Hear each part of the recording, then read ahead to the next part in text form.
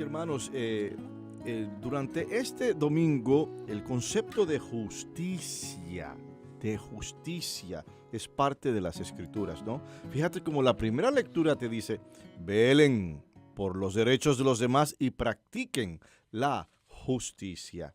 Y en este contexto vemos un acto de justicia, pero magnánimo por parte de nuestro Señor Jesucristo. Vamos a colocar el texto en el contexto antes de la predicación como tal. Dice que en aquel tiempo Jesús se retiró a la comarca de Tiro y Sidón.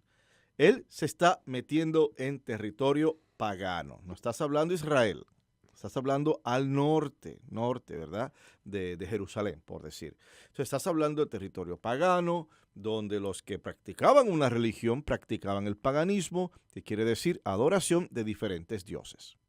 Ok. Entonces ese es el contexto religioso, el contexto geográfico. Dice que se aparece una mujer cananea.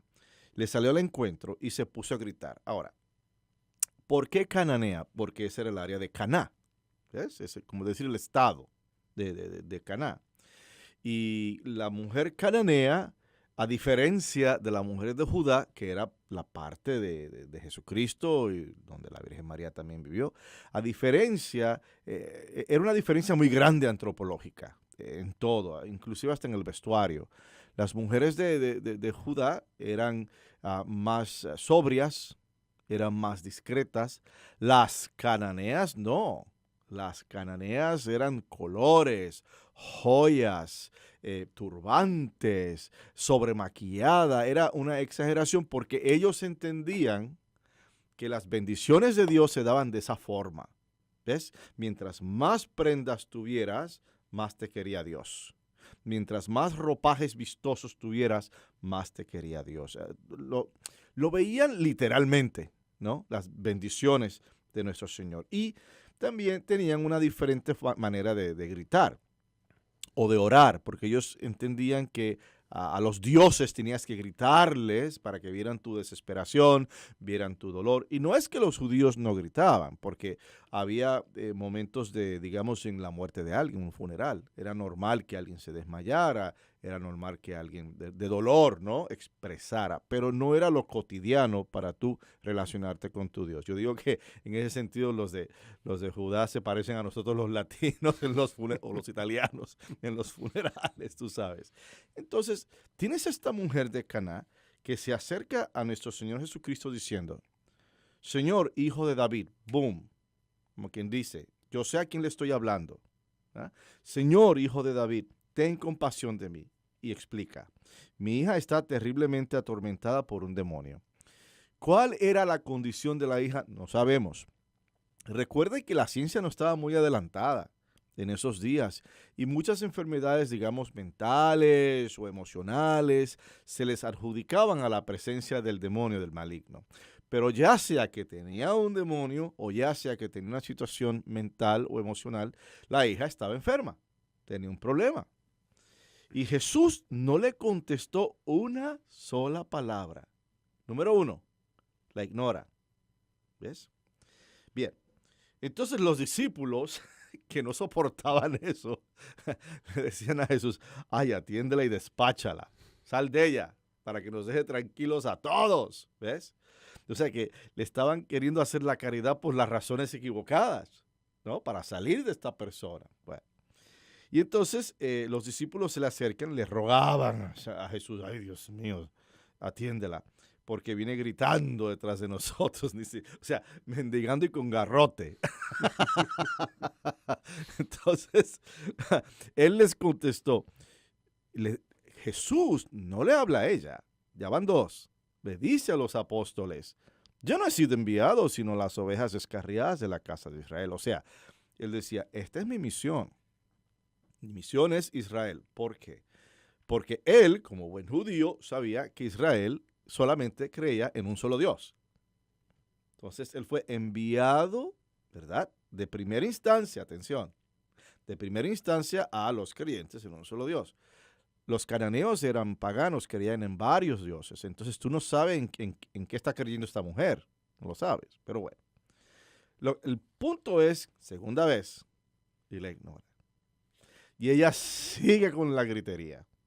Y ella se acercó entonces a Jesús, le va de frente, ¿ah? Y postrada ante él. Ahí es donde cambia la dinámica.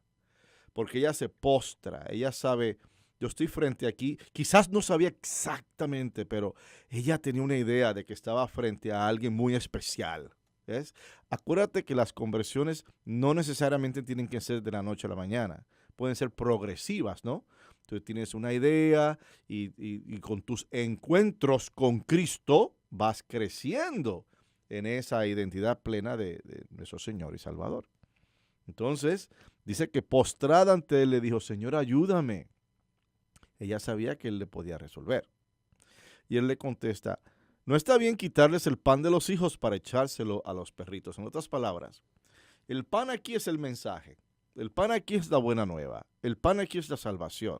Yo vine para los hijos de Israel, que son los hijos. Entonces, la palabra perrito quiere decir, tú eres menos. Tú eres menos porque no eres parte de Israel. Tú crees en sabe Dios qué. Entonces, esta mujer sin perder ni pie ni pisada. Ahora, lo interesante es también que Cristo le está hablando. Se supone que no, en público. Un hombre y una mujer no se hablaban, que no estuvieran relacionados. No se hablaban en público, así, de esa forma. Y entonces él entra en un diálogo con esta cananea. Y al final, ella le dice, es cierto, o sea, tenemos que tener prioridades. ¿Ya? Es lo que dice Cristo y es lo que dice ella. Es cierto. Mire, si usted quiere ganar un argumento o una discusión con su esposo o con su esposa, empieza tu oración dándole la razón. Tienes razón, corazón. Pero te quiero traer esto. ¿Ves? Empiezas con darle la razón y de ahí te mueves a tu argumento. El punto es que aquí hay una conversación, hay un diálogo, hay un intercambio de ideas. ¿Y qué dice la mujer?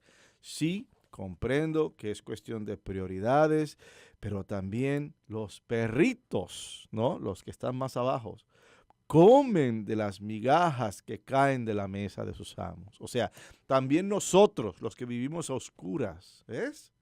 Podemos devengar un beneficio de la palabra que tú estás trayendo. ¡Wow! Sagaz esta mujer, genial. Y entonces Jesús le respondió, mujer, qué grande es tu fe, que se cumpla lo que deseas. Y en aquel mismo instante quedó curada su hija. Jesús le hizo justicia. Y ahí está el detalle. ¿Ah? No es un milagro por un milagro. No es el colocar a una pagana en su lugar. No, no, no, no, no, no. El punto es que Jesús en su sabiduría echa a un lado la cultura, echa a un lado muchos elementos. O sea, le estoy hablando a una mujer que no es de mi cultura, una mujer que no es de mi fe. Lo coloca a un lado por un momento para hacerle justicia. Y no es que hay que ser relativo. Ah, todo es relativo. No, no, no, no, no, no, no. Cristo tenía su identidad y aprendió de la identidad de la mujer. Pero también a la hora de hacer justicia es como decimos, haz el bien y no mires a quién. ¿Eh? Es hacer la justicia, lo que esa persona necesita. Y ella necesitaba, no por ella, sino por su hija, ese milagro. Cuando yo era niño, mami tenía una Biblia familiar. Y esa Biblia familiar, ella leía y las historias de los relatos de Jesús, sus milagros, y la Biblia tenía diferentes fotos, representaciones, y una de ellas era precisamente de este encuentro, relacionada con la cananea. En ella se encontraba Jesús con una mirada profunda, así de pie, mirándola a ella, inquisitiva la mirada, y una mirada como que hasta algo dura. Y ahí estaba la mujer adorando a Jesús, vestida con sus mejores ropajes. Y según aquella foto, tenía todo un cortejo de sirvientas detrás, tú sabes. O sea, que tenía recursos. Adornada con joyería elaborada, sobremaquillada, toda belleza, todo valor y toda pagana. Entonces esta mujer cananea, desesperada y pasando por un profundo sufrimiento a raíz de la enfermedad de su hija, va a Jesús. Ella sabe que Jesús tiene la contestación. Ella está completamente convencida de que Él puede resolver el dilema. Pero no es tan fácil.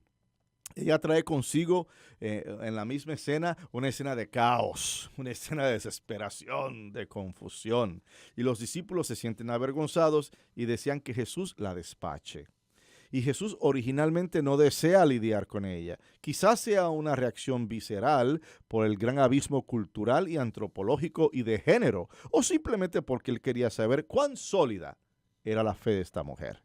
Y la razón no está clara. El punto es que Jesús, en un gesto de justicia, reconoce la necesidad y el argumento de esta mujer, sin permitir que las diferencias culturales, étnicas y de género fuesen un obstáculo. Ahí está la magia y la justicia de Cristo, para que la gracia de Dios fuese derramada sobre una pagana. La fe de esta mujer proclamó a Jesús como el Señor y su hija fue curada. Nuevamente, la palabra y la acción van de la mano como resultado de nuestra creencia. Ella demostró su fe y seguramente la demostró más que muchos que estaban alrededor de Jesús. El encuentro entre Cristo y la cananea prueban que Dios no excluye a nadie. Su mensaje no es exclusivo para un grupo, sino que su mensaje es para todos. Todos están invitados al banquete para ser alimentados de la mesa del Señor y para ser salvados. Dios no discrimina, sino que da la bienvenida a todo aquel que cree en Él, que le pide misericordia y que desea hacer su voluntad. El reino de Dios desea derrumbar cualquier barrera, división y prejuicio en un intento inclusivo para la salvación de la civilización humana. Si Dios no excluye a nadie, ¿por qué lo hacemos nosotros? Ahí está el problema. Nunca más deberíamos de hablar de un cielo solamente, exclusivamente católico, o que la salvación es solo para los cristianos, o que el reino de Dios está limitado a un tipo de realidad, a un triunfalismo de una raza, de un credo, de una orientación sexual o de una nación. No. Bajo Dios solamente hay una raza, una nación, un solo tipo de persona, los hijos de Dios. Y recordemos la buena nueva, que el reino de Dios es para todos.